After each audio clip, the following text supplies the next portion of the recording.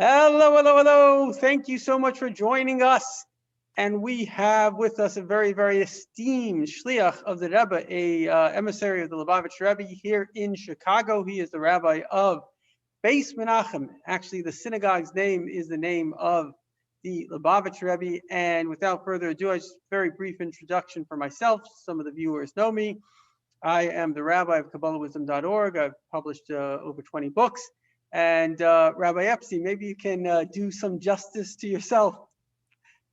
Well, thank you. My name is Rabbi Baruch Epstein. I am indeed the rabbi of the Beis Menachem Chabad Center, and I am also the director of community outreach for Chabad of Illinois. And I'm honored to be with you. Thank you, thank you. And the reason we merited to have Rabbi Epstein on our program, Soul Talk, is because I was actually at his synagogue this Shabbos, and I was very impressed, if I may say, by your ability to take, I don't know if you call it esoteric concepts, maybe they're very simple, maybe I'm very stupid, I'm not sure what it is, and bring them into very, I would say, user-friendly terms. So if I could just ask you, I mean, it's not a difficult question, but the meaning of life in simple words. Learn Torah, do mitzvahs, serve God with joy. Learn Torah, do mitzvahs, and serve God with joy. Okay, sounds good. So you're saying if I learn Torah, study the Torah, and I do mitzvahs, the commandments of God, and I guess you're saying do it with joy, then I will And you have. have to serve. That is, you have to overcome your own tendencies and not just do what's comfortable and Yeah, matches your personality, but service requires effort to go beyond just my natural inclinations. right, right. So you're saying that basically it's not enough to kind of enjoy life. You actually have to take it serious and say, I have a responsibility, I have a purpose, I have a meaning. What God tells us to do is, I guess what you're saying is it's serious and you have to take it seriously. Is that correct? And the best part is that results in the ultimate joy. If we think that pleasures, which we all know are fleeting, will bring us joy, we are mistaken, and we wind up with a lot of disappointment and probably some heartburn from too many spicy potato chips. The double down bonus is when we direct ourselves towards something beyond ourselves, specifically towards Hashem, not only do we fulfill the purpose for which God created us, and by extension, He created the whole world, it also winds up bringing us personal joy, satisfaction, and alignment. So if I understand what you're saying, it's something that Rabbi Twersky, Abraham Twersky, a great psychiatrist and rabbi, would often say when people would ask him how to be happy. So he said, happiness doesn't come from pleasure, it comes from spirituality. And if I understand what you're saying is that basically it's sort of like a pride in yourself from the good you do. Well, I would say it's the ultimate joy is to be aligned, is to know who you are and to be aligned with your purpose. If somebody tries to conduct themselves in somebody else's happiness, they wind up pretty miserable. It's much of what our secular society is filled with. They see celebrities, they see things in the media, and they say, I want to live that life. And one of the core messages of Torah is be yourself. Everyone else is taken. And who you are in your essence is your relationship with Hashem. And just like physiologically, if a person is not aligned, they can have all the gummy bears in the world, but their body will be in pain. In a similar manner, if a person is not spiritually aligned, they can have all of the pleasures. They can even have the accumulation of Torah scholarship and mitzvah observance. If they're not aligned in the service of something greater than themselves with Hashem, not only are they not fulfilling their purpose, which is the primary spur for their behavior, we do it because it's what God has asked of us. The double down fringe benefit is it also makes for a much happier life. But when we make happiness the end goal itself, we wind up chasing a lot of other people's happiness, thinking, wow, if I had his car, his life, his wife, his horse, whatever it may be, then I'd be happy. And one of the core messages of Torah is do not envy your friend's happiness. discover your own, which is predicated on healthy, proper alignment of the essence of your identity, which is an actual spark of Hashem, with its source, which is God Himself. And absent that, all the other pleasures are fleeting and fun. They come and they go. So basically, you're saying that if we are aligned with our purpose, this is something that Rabbi Tuvia Teldin recently put out a book on purpose. And he said a very good line, something to the effect that, everybody's looking for purpose, but maybe we're born with a purpose that we have to find. So maybe you could unpack that a little bit. For a lot of people, I think they're in the West, and I certainly was brought up in Kansas City in a secular environment, and definitely the idea of purpose is not really there in the secular world. So a lot of people are looking for purpose maybe on grandiose scales, but you're saying that we have an inherent purpose. So maybe you can unpack that. I mean, what does that mean? We have an inherent purpose, something that we have to align ourselves to, and only if we do that will we be happy. A central tenet of Torah, and particularly as it's expounded upon in Chabad Hasidus, is that every Jew has an actual part of Hashem that has been entrusted to him with instructions to be righteous and not wicked. And that righteousness is not only about behavior, it's about awareness and alliance with the infinity of Hashem. Its difficulty is that this spark of godliness is embedded in the human body, and the pure human creature comfort pursuits of security and satiety and accomplishment and so on. And often the pursuit of godliness is commensurate with the pursuit of success. From time to time, those run into conflict. And then we have to make a decision. What is my true identity? And therefore, where do I find myself aligned?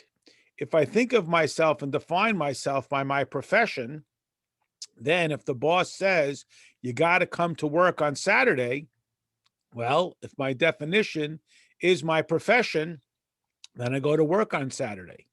If I think of myself as an actual part of God embedded in this world with the mission to be righteous and not wicked, then even though my profession is a mechanism through which I execute my duties, if the boss says, come in on Saturday, I say, but I'm not an architect. I'm a godly being. I'm not an accountant. I'm a godly being who does accounting or architecture or whatever the profession is as a means for expressing my godliness. So there is this innate conflict that exists within the Jew between his spiritual self and his self-serving self. Sometimes, perhaps even most of the time, they can appease each other.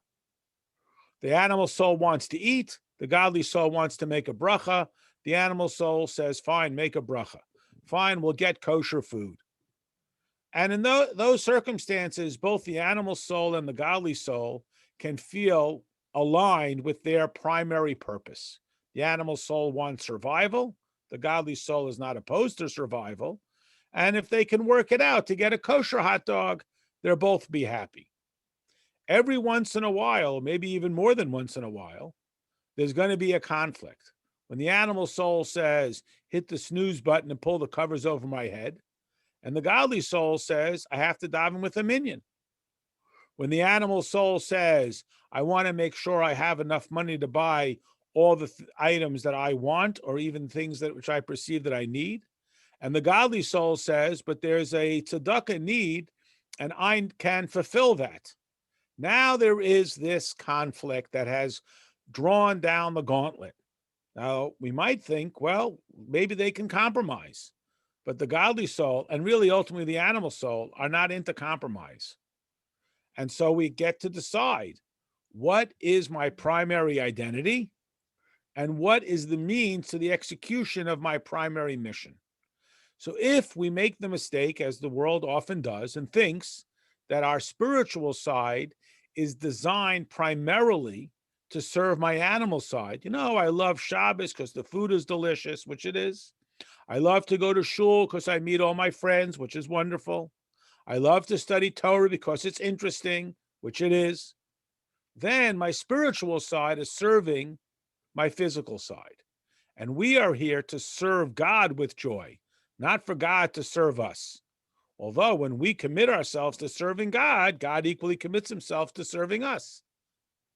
And that's when we put primacy of our spiritual over our animating, impulsive, I see it, I want it, I grab it side. And people who don't get that right are constantly, whether they're 5 or 55 or 85, chasing after the next toy, thinking that will bring salve to my suffering identity. That will bring me joy. And again, we're not against it if we understand how it is in the service of Hashem. Otherwise, we're just chasing performances all around the world.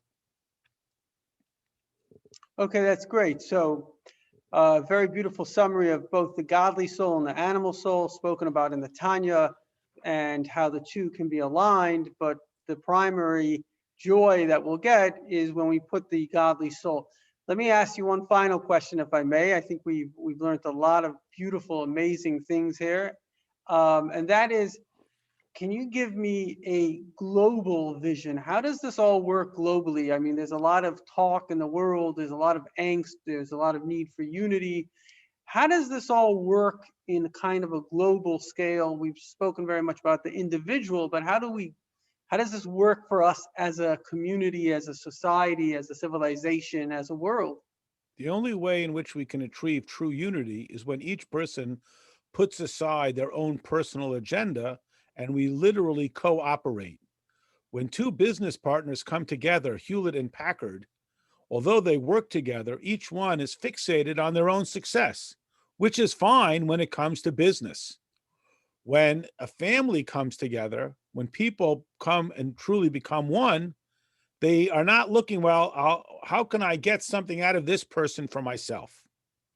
A core premise of Hasidic thought is that God is not frivolous, and everything which God has created, as Pirkei Avos tells us, is designed for his honor. And thus, there is no item, no blade of grass, certainly no person who is unnecessary.